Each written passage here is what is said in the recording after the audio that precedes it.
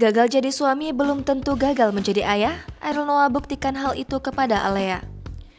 Ariel Noah menikah dengan Sarah Amalia pada tahun 2004 lalu. Pernikahan keduanya menghasilkan buah cinta seorang anak perempuan bernama Alea Anata Irham.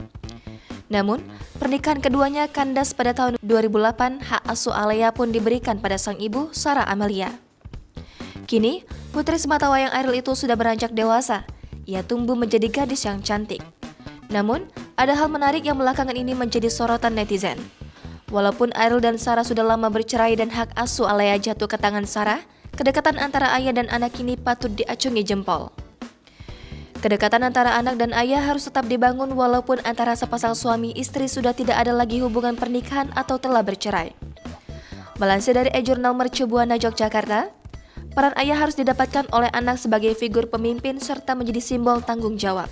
Anak yang memiliki kedekatan dengan ayahnya akan tumbuh menjadi orang yang mampu untuk bersosialisasi dengan baik dan memiliki rasa empati terhadap orang lain. Kemampuan bersosialisasi yang baik ditunjukkan oleh Alea dilansir dari akun Instagramnya @alea_ananta_irham. Ia kerap membagikan momen kebersamaan dengan teman-teman di sekolah ataupun keluarga.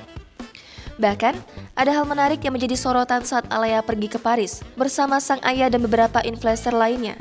Ia tampak akrab menghabiskan waktu dengan teman-teman ayahnya, apalagi Anya Geraldine.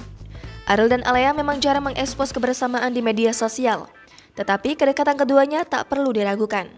Bahkan, Ariel kerap memboyong putri sematawayangnya itu ketika liburan untuk bisa pelesiran ke luar negeri, seperti beberapa waktu lalu mereka pergi ke Jepang.